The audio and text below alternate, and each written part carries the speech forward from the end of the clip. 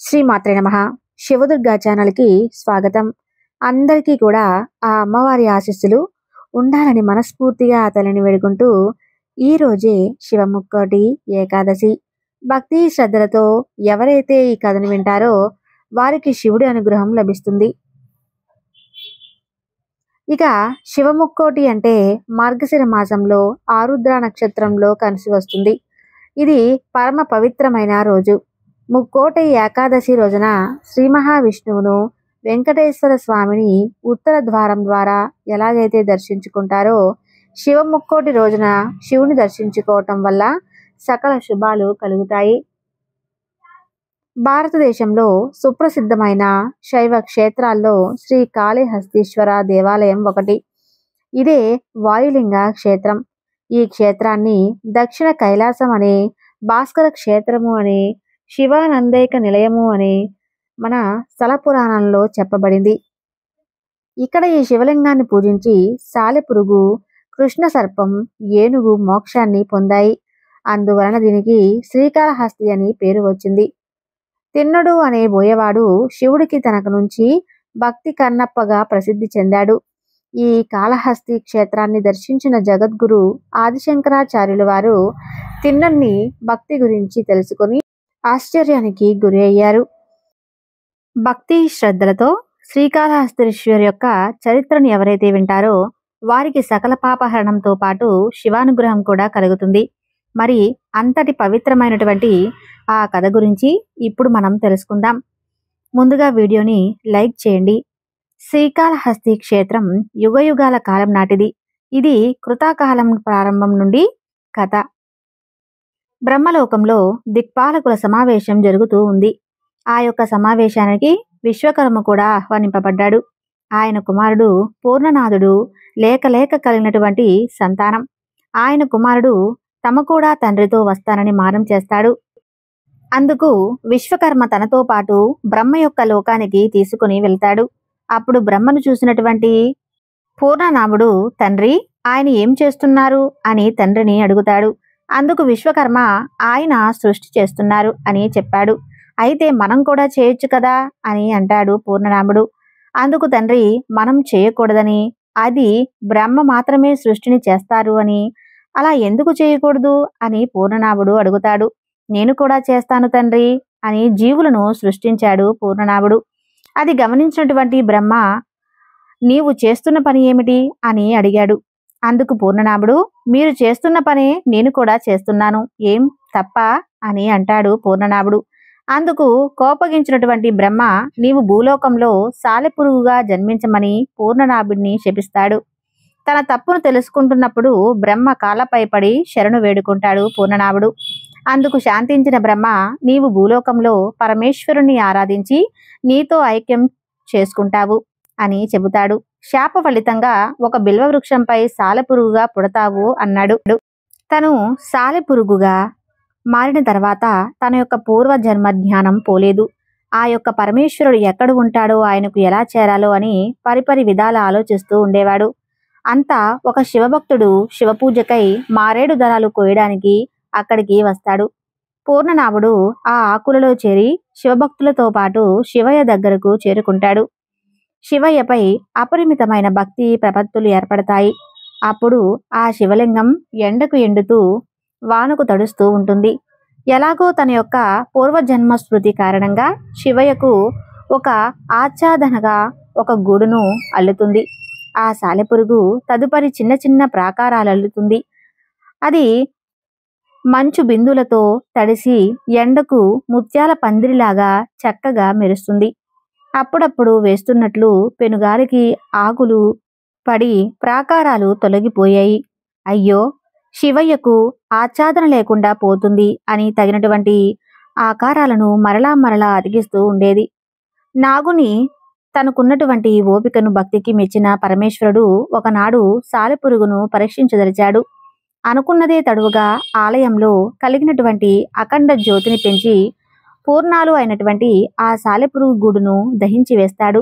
మరలా ఓపికతో కష్టపడి శివయ్యకు గూడు కడుతుంది. మరలా ఆ గూడు మంటలకు ఆహుతైపోతుంది. ఇలా పరిపరి విధాలా జరుగుతున్నప్పటికీ అల్లుతూనే ఉంటాడు పూర్ణనాభుడు. అలా కొంతకాలం గడిచిపోతుంది. ఓపిక నశించిపోయింది. ఎలాగైనా కానీ ఆ దీపాన్ని మింగివేయాలి అన్నంత కోపం వస్తుంది. వెంటనే ఆ దీపాన్ని మింగడానికి ప్రయత్నించగా పరమేశ్వరుడు తన చేతిని అడ్డుపెట్టాడు. పూర్ణనాభా, ఆగు, నీ భక్తికి నేనెంతో సంతోషించాను అని అంటూ ఆయన అక్కడ ప్రత్యక్షమవుతాడు. పరమేశ్వరుని దర్శించగానే తన యొక్క పూర్వరూపం వచ్చి తనకు ముక్తి ప్రసాదించమని, తన పేరు కూడా చిరస్థాయిగా ఉండేలాగా వరాన్ని కోరుకుంటాడు. అందుకు సంతోషించిన పరమేశ్వరుడు సరే అని పూర్ణనాభుణ్ణి తనలో ఐక్యం చేసుకుంటాడు. సాలెపురుగు స్త్రీ అని కూడా పిలుస్తారు. ఆ రకంగా కృతాయుగంలో కీలకమైనటువంటి సాలెపురుగు కరుణించి కటాక్షించినటువంటి పరమేశ్వరునకు మనం కూడా శంభో శంకర, హరహర మహాదేవ, శంభో భక్త శివశంకర అని మనసులో జేజేలు పలుక్కుందాం. శివుని యొక్క అనుగ్రహం మనందరిపై ఉంటుంది. ఆ తర్వాత కృతాయుగం గడిచిపోతుంది. త్రేతాయుగం మొదలై చివరి దశకు చేరుకుంటుంది. అప్పుడు కాలుడు అనేటువంటి మతోన్మాది ఉండేవాడు.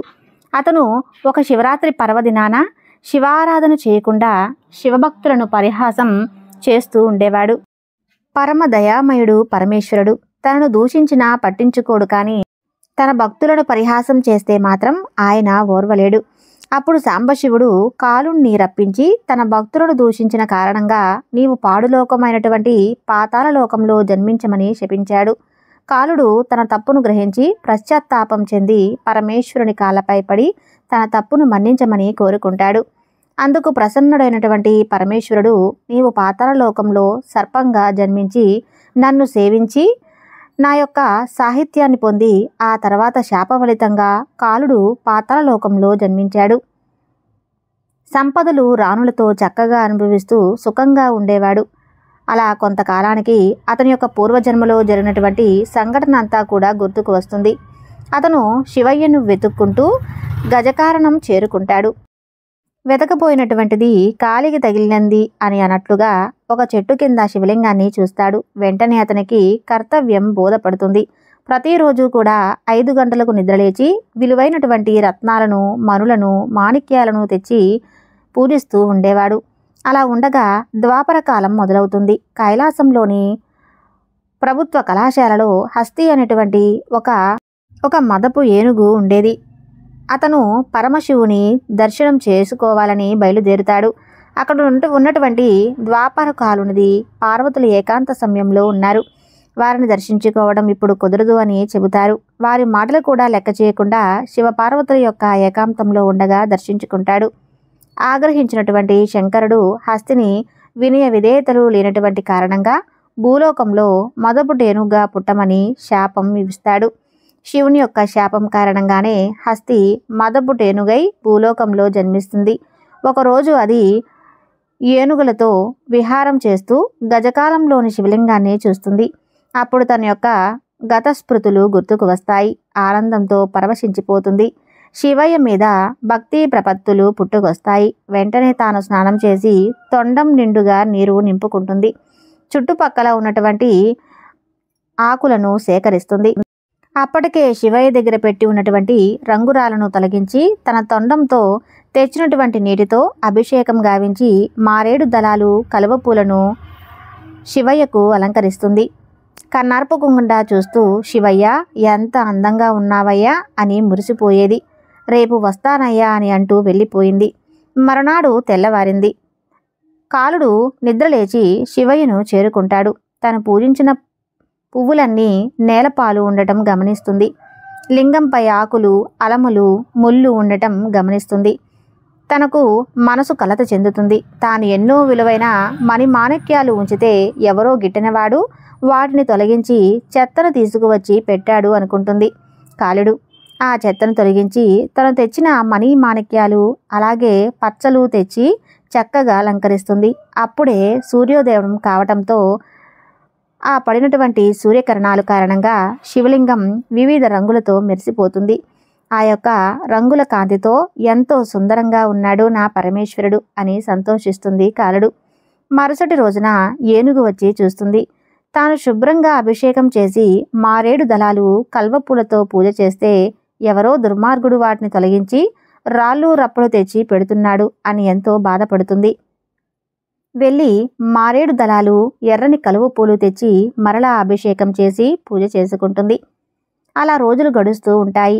ఏనుగు పాము యొక్క పూజలో ఏమాత్రం మార్పు రాలేదు. పాము వాళ్ళతో, ఏమయ్యా, నీకు నేను తెచ్చినటువంటి అమూల్యమైనటువంటి మణి కంటే ఆ చెత్త ఎక్కువైపోయిందా? నా పూజ నాయకత్వం అంతా కూడా వ్యర్థమైపోయింది శివయ్య. నా పూజ నీకు నచ్చలేదా? ఆ దుర్మార్గుడి చెత్త ఎక్కువైపోయిందా అని పరిపరి విధాల బాధపడింది.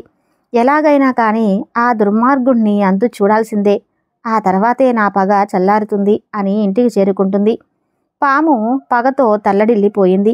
ఆ రాత్రంతా కూడా పాముకు కోపం కారణంగా నిద్ర కూడా పోలేదు. తన యొక్క రాణులు తెచ్చినటువంటి పాలు సైతం తృణకరించింది. అలా ఉండగా పాము వెళ్ళినటువంటి కొంతసేపటికి ఏనుగు రానే వచ్చింది. తన మనసు కోపంతో కుతకుతలాడిపోయింది. అది కూడా శివయ్యను నిలదీసింది. నీకు ఈ నల్లరాళ్ళు, ఎర్రటి రాళ్ళు, ఎర్రరాళ్ళు ఎవరో రాళ్ళు పెట్టి పూజిస్తుంటే అసలు నువ్వు ఎలా ఊరుకుంటున్నావయ్యా? అవునులే, నేను శుచిగా శుభ్రంగా తెచ్చి అభిషేకం చేయించి మంచి పువ్వులు, నీకిష్టమైన మారేడు దళాలు తెచ్చి మరీ పూజిస్తూ ఉంటే నా పూజ నీకు నచ్చక వాడెవడో తెచ్చిపెట్టిన రాళ్ళు ఎక్కువైపోయాయా అని అంటూ మరలా దూషిస్తుంది. నేను ఎలాగైనా సరే ఆ దుష్టుణ్ణి కనిపెట్టి అంతం చేస్తానని ప్రతిజ్ఞ చేసి వెళ్ళిపోయింది. ఎప్పుడెప్పుడు తెల్లవారుతుందా అని పాము, ఏనుగు ఎదురు చూస్తూ ఉన్నాయి. ఆ తర్వాత తెల్లవారింది.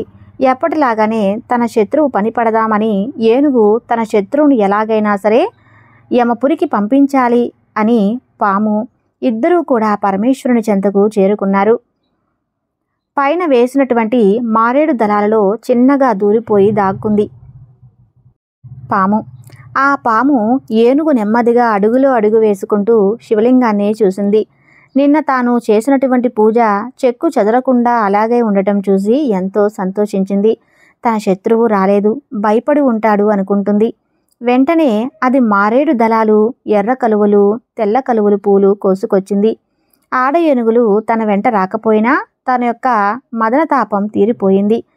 తామర దుండ్లు తినకపోయినా తన ఆకలి కూడా పోయింది. మనసు ఆనందలోకాల్లో విహరిస్తుంది. తన పూజ చేయటానికి పూనుకుంది. నిన్నటి పూలు, ఆకులు తొలగించడానికి సిద్ధమైంది. తొండాన్ని పానవట్టంపైకి పోషించింది. అంతే, అదునుగా ఎదురు చూస్తూ ఉన్నటువంటి ఆ పాము దొరికాడు దొరికాడు అంటూ తొండంలోకి దూరిపోయింది. ఏనుగు అది గమనించేలోగా తలలోకి దూరిపోయింది. ఆ పాము అనుకోని సంఘటనకు బీతిల్లినటువంటి ఏనుగు దిక్కులు పిక్కరిల్లేగా కీంకారం చేసింది. ఆ శబ్దానికి అరణ్యంలో ఉన్నటువంటి జంతువులన్నీ కలవరపడ్డాయి. దిక్కుతోచక తలో దిక్కుకు పరిగెత్తాయి. ఆ బాధను భరించలేక ఏనుగు కనబడినటువంటి చెట్టుకు తన తొండాన్ని, తలను బాదుకుంటుంది. అయినా కూడా తన నొప్పి తగ్గలేదు. తను ఆ బాధ భరించలేక చావటం ఖాయం, నేను చచ్చినా కూడా పాము మాత్రం ఎట్టి పరిస్థితుల్లో బతకకూడదు అని తన తొండాన్ని మెలిపెట్టింది. వెంటనే తన పక్కనే ఉన్నటువంటి ఒక పెద్ద బండకేసి తల బాదుకోసాగింది. ఆ ఘటనకు లోపల ఉన్నటువంటి పాము చనిపోయింది. ఏనుగు తల పగిలి రక్తం మడుగులో పడిపోయింది. ఉత్తరక్షణంలో పార్వతీ పరమేశ్వరులు ప్రత్యక్షమవుతారు. వారిని ఆశీర్వదించారు. అవి రెండూ కూడా ప్రవర్తనాలుగా మారిపోయాయి. ఆ ప్రమదగణాలు శివపార్వతులను ఎన్నో రీతులుగా స్పందించారు. స్వామి, మాకు ఈ జన్మలు చాలు, నీలో ఐక్యం చెందాలి, మా పేరు స్థిరస్థాయిగా నిలిచిపోయే విధంగా చేయండి అని ప్రార్థిస్తారు. అందుకు సంతోషించిన పరమేశ్వరుడు అలాగే అని అంటాడు. త్రేతాయుగం, ద్వాపర యుగంలో పాము, ఏనుగులు పేరు వచ్చేలా శ్రీకాళహస్తి అనేటువంటి పేరు ఏర్పడింది. శివపార్వతులు సైతం ఆ శివలింగంలోకి ప్రవేశించారు. 3 మూగ జీవాలు 3 గుణాలకు ప్రతీకలు. సాలీడు తత్వగుణానికి, పాము, ఏనుగులు రాజులు తమ గుణగణాలు కలిగి ఉంటాయి. ఈశ్వరుడు త్రిగుణాతీతుడు. శ్రీకాళహస్తి క్షేత్రంలో పరమేశ్వరుడు శ్రీకాళహస్తీశ్వరుడిగా ప్రసిద్ధి పొందాడు. కాశీలో మరణిస్తే పుణ్యం, శ్రీకాళహస్తిలో కారు మోపితేనే పుణ్యం. ఆ తర్వాత శ్రీకాళహస్తి క్షేత్రం గురించి తెలిపేటువంటి మరో అద్భుతమైనటువంటి కథ గురించి తెలుసుకుందాం. ద్వాపర యుగంలో పాండవుల అరణ్యవాసం కాలం నాటి వృత్తాంతం ఇది. ఈ క్షేత్ర చరిత్రలో ముడిపడి ఉంటుంది. అర్జునుడు అరణ్యవాసం సమయంలో పాశుపతాస్త్రం పొందడానికి ఇంద్రకీలాద్రి పర్వత శ్రేణుల్లో తపస్సు చేస్తూ ఉండేవాడు. ఆయన శక్తిని పరీక్షించి సాంబశివుడు కిరాతకుడి యొక్క వేషాన్ని దాలుస్తాడు. పథకం ప్రకారం ముకాసురునికి వరాహ రూపం దాల్చమని పరమేశ్వరుడు ఆజ్ఞాపించాడు. శివయ్య కిరాత రూపం దాల్చగా ప్రమదఘనాలు కోయిలగా మారాయి. శివుని యొక్క ప్రేరణలో వరాహం అర్జునుడు తపస్సు చేసినటువంటి తలానికి వెళ్ళింది. అక్కడ ఉన్నటువంటి 3 కలవరపడేటువంటి విధంగా అది బీభత్సం సృష్టించింది. మునుల కోరికగా అర్జునుడు వరాహమై బాణాలు సంధించాడు. వరాహం నేలకొంది. శివుని యొక్క లీల వలన మరి 2 బాణాలు ఆ పంది నోట్లోకి ఉన్నాయి. అప్పుడు అర్జునుడు వరాహాన్ని సమీపించగా ఇంతలో కిరాతుడు అక్కడికి వచ్చి ఈ వేట నాది అని పలికాడు. అర్జునుడు మొదట నేను బాణం వేశాను అంటే కిరాతుడు నేనే బాణం వేశాను అని ఇద్దరూ కూడా కాసేపు వాదన పెంచుకున్నారు. ఇద్దరి మధ్య వాగ్వాదం చోటు చేసుకుంది. ఎవరి బలాలు ఏమిటో తేల్చుకుందామని అనుకుంటారు. ఇద్దరి మధ్య పోరు హోరాహోరీగా సాగింది. అప్పుడు శివుడు తన యొక్క మాయ చేత అర్జును యొక్క బాణాలను మాయం చేస్తాడు. వెంటనే అర్జునుడు తన విల్లు తీసుకొని అతని తలపై మోదబోగా పరమేశ్వరుడు ప్రత్యక్షమవుతాడు. అప్పుడు అర్జునుడు శివుని అనేక విధాలుగా ప్రార్థించి తన యొక్క అజ్ఞానాన్ని మన్నించమని వేడుకుంటాడు. తనకు పాశుపత్రాస్త్రంతో పాటు మోక్షాన్ని కూడా ప్రసాదించమని కోరుకుంటాడు. అందుకు పరమేశ్వరుడు నాకీ కాంక్షించిన ఈ జన్మలో మోక్షం కలగదని, మరుజన్మలో కిరాతుడుగా జన్మించి తన యొక్క సాహిత్యం పొందగలవని అంతర్ధానం అయ్యాడు. కాబట్టి అర్జునుడు మరో జన్మ ఎత్తవలసి వచ్చింది. అలా ఉండగా మణిమంతుడైనటువంటి యక్షుడు లక్షణరహితంగా కనబడేటువంటి జంతువులను చంపి ఆనందం పొందుతూ ఉండేవాడు. అది గమనించినటువంటి నందికేశ్వరుడు అతని భూలోకంలో కిరాతుడిగా జీవించమని శపిస్తాడు. శాప విమోచనం కోరగా నీకు ఒక కోయ స్త్రీ వలన ఒక మహార్జతకుడు కలిగిన పిమ్మట నీకు ముక్తి లభిస్తుంది అని తెలుపుతాడు. అది ఒక సుందరమైనటువంటి అడవి ప్రాంతం. అక్కడ ఉన్నటువంటి ఒక చక్కని గూడానికి నాయకుడు నాదనాథుడు. నాదనాథ యొక్క భార్య తనదే. ఎప్పుడూ కూడా చిరునవ్వులు చిందిస్తూ ఉండేది గూడెంలో. అంటే అందరికీ ఎంతో గౌరవం. ఆమె నాగనాథంతో యొక్క మనసు ఎగిరి ప్రవర్తిస్తూ ఉండేది. వారికి పెళ్లి చాలా కాలమైంది. ఇంకా పిల్లలు మాత్రం కలగలేదు. వారు ఏనాడు కూడా అందుకు బాధపడలేదు. అలా ఒకరోజు వారు దేవతలను పూజించారు. పరమశివునికి పూజ కావించారు. ఆ రోజు పున్నమి. వెన్నెల పిండి ఆరబోసినట్లుగా అడవి అంతా కూడా వ్యాపించింది. ఆ రోజు ఇంకా చూడాలనిపించే విధంగా కనిపిస్తుంది. నాగనాగుని మధ్యలో ఏవో మధుర భావనలు పొడసొగాయి. వారిరువురు ఆలోచనలు భావాలు ఒక్కటయ్యాయి. ఆ రోజు వారికి మధురాతి మధురమైనటువంటి అనుభూతి కలిగింది. తనువులు ఏకమయ్యాయి. కొన్ని రోజులకు అంతే. నాదనాథుడి చెవిలో ఒక మంచి శుభవార్తను వినిపించింది. ఆ మాట విన్నటువంటి నాదుని మనసు ఆనందంతో పొంగి పరవళ్ళు తొక్కింది. ఇన్నాళ్లకు తన కోరిక తీరబోతుంది అని అనుకుంటాడు. అందరినీ పిలిచి ఆమెకు కావలసినటువంటి పదార్థాలు ఆమెను కాలు కింద పెట్టకుండా చూడమని చెబుతాడు. తండ్రి ముఖం రోజు రోజుకు వెలిగిపోతూ ఉండేది. ఆమె శరీరం ఎన్నో మార్పులు చేర్పులు వచ్చాయి. నాదనాథుడికి స్వయంగా తానే వేటకు వెళ్ళి అనేక రకాలమైనటువంటి జంతువులను వేటాడేవాడు. పుట్ట తేనెను తెచ్చేవాడు. తనకు ఇష్టమైనటువంటి వంటలు చేయించి పెట్టేవాడు. వారి ప్రేమకు గుర్తుగా ఆమె ఒక మంచి శుభదినాన పండంటి మగబిడ్డను ప్రసవించింది. గూడమంతా కూడా ఆనందంతో నిండిపోయింది.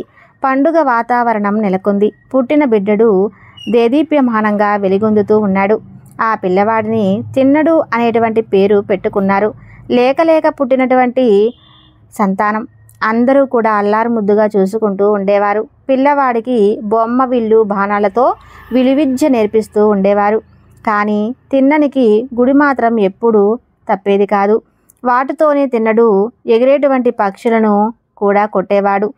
తిన్నడికి తల్లిదండ్రులు ఎంతో ఆశ్చర్యపడేవారు. తను 7 పిల్లలతో జతకట్టి నాయకత్వ లక్షణాలు ప్రదర్శించేవాడు. తిన్నడు దినదిన ప్రవర్ధమానమవుతూ యుక్త వయసులోకి అడుగుపెట్టాడు. తండ్రి కొడుకును పెళ్లి చేసుకోమని అడుగుతుంది. ఏమీ చెప్పలేదు. మౌనంగా ఉండిపోయాడు. అలా చిన్నతనంలోనే విలువిద్యను గమనించినటువంటి పెద్దలు ఈ పిల్లవాడు దేవుని పాలవుతాడే గాని తల్లిదండ్రులను దక్కేవాడు కాదు అని చెప్పుకునేవారు. ఎంతో నేర్పును సాధించాడు. తిన్నడు బోయలనాది వద్దకు వెళ్ళి తిన్నడికి వేట పద్ధతులు నేర్పాలని చెప్పారు. బోయగూడెంలో కాట్రేని జాతర జరుగుతూ ఉండేది. కార్టుడు అంటే ఆ గూడెం దేవత. ఏ పని మొదలు పెట్టాలన్నా కూడా అక్కడ జాతర జరగవలసిందే. నాదనాథుడు జాతరకు చాటింపు వేయించాడు. ఈ రోజు జాతరకు అందరూ కూడా సిద్ధమయ్యారు. నాగనాథుడు తనదే తల స్నానాలు చేసి మంచి బట్టలు కట్టుకున్నాడు. వారి యొక్క ఆచారం ప్రకారం రకరకాల దండలు కూడా ధరించారు. తిన్నడు స్నానం చేసి కాసేపు కూర్చున్నాడు. విభూది పూసుకొని రక్షాబంధనం ధరించాక రకరకాల మూలికలతో కూడినటువంటి దండలను ధరించాడు. కాట్రేనికి రకరకాల పూలతో పూజ చేశాడు. తాను వాడేటువంటి విల్లును ఖరీదైన వద్ద ఉంచి పూజించారు. తదుపరి కోయగూడెంలో అందరూ కలిసి మద్యం సేవించి వారి యొక్క ఆచారాన్ని అనుసరించి నాట్యం చేశారు. ఆ తర్వాత తిని కాట్రేని అంత గొప్పవాడు కావాలి అని దీవించారు. మరుసటి రోజు నాదనాథుడు అనుభవం ఉన్నటువంటి బోయలతో కలిసి తిన్నను వేటకు పంపిస్తాడు. అనేక రకాలుగా బుద్ధులు చెప్పి వేటకు సాగనంపింది. తిన్నడు మిగిలినటువంటి బోయలు దట్టమైనటువంటి అడవిలోకి వెళ్ళారు. రకరకాల జంతువులను వేటాడారు. తిన్నడు ఎగిరేటువంటి పక్షిని గురితప్పకుండా పరుగెత్తుటువంటి లేడిని కూడా గురి చూసి కొట్టాడు. అతనితో వెళ్ళినటువంటి బోయలందరూ కూడా అతను వేటాడేటువంటి పద్ధతిని చూసి ఆశ్చర్యపడ్డారు. అనేక రకాల క్రూరమృగాలు రకరకాల పక్షులను వేటాడి తిన్నడు నాగనాథుని దగ్గరకు పంపించాడు. వేటకు వెళ్ళినటువంటి వారు వేట కొరకు దట్టమైనటువంటి అడవిలో 10 రోజులు అంతకంటే ఎక్కువ రోజులు ఉండిపోతారు. వారు మొదటి రోజు బోయలంతా కలిసి అడవిలోనే జంతువులు కాల్చుకొని తిన్నారు. కాలినటువంటి మాంసపు ముక్కలను పుట్టతేనెలో నుంచుకొని తిన్నారు. అక్కడే వేసుకున్నటువంటి డేరాలో నిద్రపోయారు. ఉదయాన్నే తిన్నడు వేటకు బయలుదేరాడు. ఒక మృగం కూడా కొట్టలేకపోయాడు. సూర్యుడేమో నడినెత్తి మీదకు వచ్చాడు. ఒక వేట కూడా దొరకలేదు. ఒక జంతువు కూడా కనపడలేదు. ఆ తర్వాత ఒక జంతువు కనపడుతుంది. బాణం వేయగానే తప్పించుకుంటూ ఉంటాయి. గురి తప్పుతూనే ఉంటుంది. ఏం చేయాలో తోచలేదు. తిరిగి బాగా అలసిపోతాడు. విపరీతమైన అలసట కలుగుతుంది. పక్కనే ఉన్న చెట్టు కింద పడ్డాడు. వెంటనే నిద్ర పట్టేస్తుంది. తిన్నడికి ఒక కల వస్తుంది. కిరాత వేషంలో శివయ్య కనిపిస్తాడు. తన వద్దకు రమ్మని పిలిచినట్లుగా అనిపిస్తుంది. మెలకువ వచ్చినటువంటి తిన్నడు శివ ఎక్కడ ఉన్నాడు అని వెతకడం ప్రారంభిస్తాడు. అంతలో అక్కడికి ఒక పంది వస్తుంది. దానిని కొట్టడానికి వీలు పైకెత్తి బాణం వేస్తాడు. వాని తప్పించుకొని పారిపోతుంది పంది. పట్టు వదలకుండా బాణాలు వేస్తూనే ఉంటాడు. తిన్నడు తప్పించుకుంటూ వెళ్ళి ఒక శివలింగం దగ్గరకు వెళ్ళి మాయమైపోతుంది.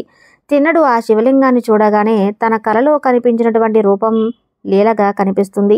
అయితే తనకు కలలో కనపడినటువంటి రూపం తాను వెతుకుతున్నటువంటి రూపం ఒకటే అని భావిస్తాడు.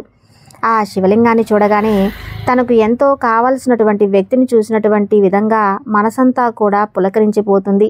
తిన్నడికి ఆ అడవిలో ఒంటరిగా ఒక్కడివే ఎలా ఉంటున్నావయ్యా? అసలు నీకు ఏమీ భయం లేదా? నాతో వచ్చేయి. నాతో పాటే నిన్ను తీసుకొని వెళ్తాను. కానీ శివలింగం నుండి మాత్రం ఎటువంటి జవాబు రాలేదు. అయ్యో, ఆకలిగా ఉందా? ఏమీ తిన్నట్టుగా లేవే. ఆకలిగా ఉందా? ఎప్పుడు తిన్నాంటో ఏమిటో. ఉండు, ఇప్పుడే వస్తాను అని వెళ్తాడు. వెళ్ళినవాడు మంచి బలమైన పందిని చంపి బాగా కాల్చి తీసుకువస్తాడు. పుక్కింటితో నీటిని తీసుకుని వస్తాడు. పరుగులాంటి నడకతో వస్తాడు. వస్తూనే తనకు తెచ్చినటువంటి నీటితో శివలింగానికి కడుగుతాడు. కాలితో పానగట్టం పైన ఉన్నటువంటి నిర్మాల్యాన్ని తొలగిస్తాడు. కింద కూర్చొని శివయ్యను తినమని బతిమలాడడం ప్రారంభిస్తాడు. కానీ శివలింగం నుండి మాత్రం ఎటువంటి స్పందన రాలేదు. నోచుకున్న తిన్నడు, నీవు తినకపోతే నేను కూడా తినను. నాకు ఆకలిగా ఉంది. నీవు తినకపోతే నేను కూడా తినను అంటూ భీష్మించుకుని కూర్చుంటాడు. కొంతసేపటికి శివలింగం నుండి 2 చేతులు వస్తాయి.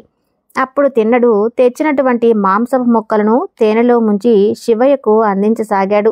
సరిగ్గా కాలిందో లేదో అని నోటితో కొరికి అందించసాగాడు. శివయ్య కూడా ఎంతో ఆనందంగా తినసాగాడు. అలా కొన్ని రోజులు గడిచిపోయాయి. రోజు అదేవిధంగా గడుస్తూ ఉండేది. అక్కడ తినతో పాటు వచ్చిన బోయలు తిన్నడు కనపడక వెతకడం మొదలుపెట్టారు. అతని జాడ తెలియలేదు. వారితో పాటు వచ్చినటువంటి వేట కుక్కలు అతని జాడ పసిగట్టాయి. దాన్ని గమనించినటువంటి బోయలు అతన్ని తమతో పాటు రమ్మని పిలిచారు. ఇంతకాలం ఏమైపోయావురా అని దిగులు పడ్డారు. చివరికి కనిపించావు, పోదాం రా అని అంటారు. అందుకు తిన్నడు ససేమేరా తాను రానని, ఈ శివయ్య నాతో వస్తే గాని నేను కూడా మీతో రాను అని చెబుతాడు. అందుకు బోయలు ఈ శివలింగం మనతో రాదు కదా, ఎలా వస్తుంది అని అంటారు. అందుకే నేను కూడా మీతో రాను, నా మనసు ఇదిగో ఈ శివయ్య మీదే ఉంది అని చెబుతాడు. ఆయన చూసుకునేవారు ఎవరూ కూడా లేరు, అందువలన నేను ఇక్కడే ఉండి ఆయన్ను అన్నపానాలు సమర్పిస్తాను అని సమాధానం చెబుతాడు. అందుకు గూడెం పెద్దకు ఏం సమాధానం చెప్పాలి? అయినా నీవు రాకపోతే మమ్మల్ని కూడా బతకనివ్వరు అని బ్రతిమలాడతారు. ఎంతా కూడా బతిమలాడినా తిన్నడు తాను పట్టిన పట్టు విడవలేడు. చేసేదేమీ లేక బోయలు తమ గూడానికి బయలుదేరి వెళ్ళిపోయారు. అదలా ఉండగా శివగోచరుడు అనేటువంటి బ్రాహ్మణుడు అప్పుడప్పుడు అక్కడ ఉన్నటువంటి శివలింగం వద్దకు వచ్చి అభిషేకాలు పూజలు నిర్వహించేవాడు. వేద్యం సమర్పించి వెళ్తూ ఉండేవాడు. అతను ఆ రోజు నుదుటిపై విభూది పునరుద్ధరించి ఉన్నాడు. అప్పుడే స్నానమాచరించి బట్టల నుండి నీరు కారుతూ సంఖ్యలో పాలకొండ చేతితో నీటి కడవ, మరొక చేతిలో పూల సజ్జతో శివలింగం వద్దకు వస్తాడు. ఆలయంలోకి అడుగుపెట్టగానే అతని మనసు కలవరపడింది. శివలింగంపై చారికలు, చుట్టూ మొక్కలు, కాలినటువంటి మాంసం ముక్కలు, ఆ ప్రదేశం అంతా కూడి దుర్గంధంతో అపరిశుభ్రంగానూ ఉంటుంది. అప్పుడు శివగోచరుడు అదే ఏంటా అని చక్కగా ఆలయం అంతా కూడా శుభ్రం చేసి ఎంతో అందంగా అలంకరించి వెళ్ళాడు. ఎవరో వచ్చి ఇక్కడ అంతా అపరిశుభ్రంగా గావించారు, శ్మశానంలో బూడిద పూసుకునేవాడివి, నీకు శుభ్రం గురించి ఏం తెలుసులే, నీకు భోజనం చేసేది కపాలంలో, నీకు ఎవరు భోజనం పెట్టారు? మీ కుమారుడా, నీ భార్య? ఎవరైనా దొంగలు పడి విధంగా చేశారా? అయినా నీవు ఎలా ఊరుకున్నావయ్యా అని శివునితో పరిపరి విధాలుగా మాట్లాడుతూ ఉన్నాడు. అందుకు ప్రసన్నుడైనటువంటి పరమేశ్వరుడు ఆశ్చర్యంతో ఆ శరీరవాణితో, ఓ శివగోచర, నీలాగా వేదాలు కాని పూజలు కాని నేను ఎటువంటి ఒక బోయవాడును. తన యొక్క మూఢ భక్తితో నన్ను సేవిస్తూ ఉన్నాడు. అతని భక్తికి సంతోషించి ఇలా చేయాల్సి వచ్చింది. అదిగో అతను వచ్చే వేలయ్యింది. నీవు కాసేపు నా వెనక వైపు దాగి ఆయన చేస్తున్నదంతా కూడా గమనిస్తూ ఉండు అని తెలిపాడు. అందుకు సరే అని శివగోచరుడు వెనక్కు వెళ్ళి దాక్కుంటాడు. తిన్నడు రానే వస్తాడు. వస్తూనే ఆనంద పారవశ్యంతో శివయ్యని చూస్తూ చంకలో విల్లు, ఒక చేతితో కాలినటువంటి మాంసంతో కూడుకున్నటువంటి గొప్ప చేతితో పుట్టతేనె పట్టుకొని తెచ్చినటువంటి నీటిని శివలింగంపై పోస్తాడు. శివగోచరుడు ఆ దృశ్యాన్ని చూసి మనసులో అసహనం కలుగుతుంది. వెంటనే శివయ్య అతని చెవిలో, అప్పుడే ఏమైంది, ఇంకా చూస్తూ ఉండు అని హెచ్చరిస్తాడు. కానీ నోటిలో ఉన్నటువంటి నీటిని శివలింగంపై పోస్తాడు. కాళ్ళతో దుమ్ముని తొలగిస్తాడు. శివగోచరుడు ఇంకా కలత చెందుతాడు. తిన్నడు తెచ్చినటువంటి మాంసం ముక్కలు తేనెలో ముంచి శివయ్యను తినమని బ్రతిమలాడుతూ అందిస్తాడు. శివగోచరుడు మనసులో, వీడేనా శివయ్యకు మాంసం ముక్కలు పెడుతుంది అని అనుకుంటాడు. అప్పుడు శివయ్య వాటిని స్వీకరించలేదు. దానికి తిన్నడు, నేను ప్రతిరోజు కూడా పెడుతూ ఉంటే తిన్నావు కదయ్యా, ఈ రోజు ఏమైంది, ఆకలిగా లేదా, లేక ఒంట్లో ఏదైనా నలతగా ఉందా అని అంటూ తిన్నడిని అడుగుతూ శివుణ్ణి బతిమలాడుతూ ఉంటాడు. తిన్నడు పరీక్షించదలిచి పరమేశ్వరుడు కంటిలో నీరు కారడం మొదలవుతుంది. అది గమనించినటువంటి తిన్నడు అందుకని ఆహారం తీసుకోవటం లేదా అని పరుగులాంటి నడకతో బయటకు వెళ్ళి తనకు తెలిసినటువంటి ఆకు, పసర్లు, మూలికలు తెచ్చి శివ కంటిలోకి పోస్తాడు. అయినప్పటికీ కంట్లో నీరు మాత్రం ఆగలేదు. చుట్టుపక్కల ఉన్నటువంటి గోడలోకి పరిగెత్తి అతని దగ్గర ఉన్నటువంటి తెలిసినటువంటి వైద్యాన్ని కూడా చేస్తాడు. అయినా కూడా తగ్గకపోగా కంటి నుండి రక్తం కారడం మొదలవుతుంది. తిన్నడికి కాళ్ళు చేతులు ఆడలేదు. అన్ని రకాల వైద్యం చేసినప్పటికీ కంటిలోండి నీరు ఆగకపోగా ఎక్కువగా రక్తం కారడం తనకి ఎంతో బాధ కలిగించింది. నేను చేసినటువంటి వైద్యం వికటించి నీకేమైనా అయ్యిందా? ఇందుకే ఒక్కటే ఉపాయం, కంటికి కన్నే మందు, కాబట్టి నా కంటిని తీసి నీకు ఇస్తాను. మొదట తన వాడి బాణాలతో రక్తం కారుతున్నటువంటి కంటిని తొలగించి వెంటనే తన కన్ను శివయ్యకు అమర్చాడు. అప్పుడు శివయ్య కంటి నుండి నీరు కారడం ఆగిపోయింది. తిన్నడు యొక్క ఆనందానికి అవధులు లేకుండా పోయాయి. కానీ ఆ ఆనందం ఎంతోసేపు ఆగలేదు. మరొక కంటి నుండి రక్తం కారడం మొదలైంది. అప్పుడు తినడు, మరేం పర్వాలేదు, రెండో కన్ను తీసి నీకు మరలా అమరుస్తాను అని మూడో కంటి నుండి కూడా నీరు కారితే ప్రాణాలు ఇచ్చైనా సరే నేను కాపాడుకుంటాను అని అంటాడు. కానీ రెండో కన్ను తీసేస్తే తనకు కనబడదు కదా అని తన కుడికాలు బొటనవేలును శివయ్య రెండో కన్ను దగ్గర ఉంచి రెండో కన్ను తీసుకోవడానికి ప్రయత్నిస్తాడు. అప్పుడు కైలాసం నుండి ఆది దంపతులు ప్రత్యక్షమై తిన్నడి యొక్క భక్తికి ముగ్ధులైపోతారు. అప్పుడు శివయ్య శివగోచరుణ్ణి ఇలా అంటాడు, ఇప్పుడు చెప్పు, నా శివభక్తుడేనా కాదా అని నీవే తెలుపు నా శివభక్తుడి గురించి అని అంటాడు. అందుకు శివగోచరుడు తన యొక్క దుర్మతి మిమ్మలను అతని ఇద్దరిని దూషించాను, మన్నించండి అని వేడుకుంటాడు. అందుకు శివపార్వతులు తిన్నడిని శివగోచరుణ్ణి ఏవైనా వరాలు కోరుకోమని అంటారు. అందుకు వారు మరుజన్మ లేకుండా మీరొక సాహిత్యం ప్రసాదించమని వేడుకుంటారు. అందుకు సంతోషించినటువంటి స్వామి తదాస్తు అని తనకు కన్నులు ఇచ్చినటువంటి నీవు ఈనాటి నుండి కన్నప్పగా ప్రసిద్ధి పొందుతావు. శ్రీకాళహస్తి క్షేత్రం ఉన్నంత వరకు నీ పేరు శాశ్వతంగా ఉండిపోతుందని అనుగ్రహిస్తాడు. అప్పటి నుండి తిన్నడు కన్నప్పగా మారిపోతాడు. శ్రీకాళహస్తి క్షేత్రంలో తనకంటే తన భక్తునికి ఉన్నత స్థానాన్ని కల్పించాడు పరమేశ్వరుడు. ఎందుకంటే స్వామివారి ఒక కోవెల కింద ఉండే భక్తుడైనటువంటి కన్నప్ప గుడి కొండ మీద ఉంటుంది. భక్తునికి తొలి పూజ అయిన తర్వాతే శివయ్యకు పూజ జరుగుతుంది. ఇంతవరకు మనం సాలెపురుగు, పాము, ఏనుగు అలాగే కన్నప్ప గురించి తెలుసుకున్నాం. మరొక అద్భుతమైన కథ గురించి రేపటి వీడియోలో తెలుసుకుందాం. ఈ వీడియో నచ్చితే తప్పకుండా లైక్ చేసి మన ఛానల్ని సబ్స్క్రైబ్ చేయండి.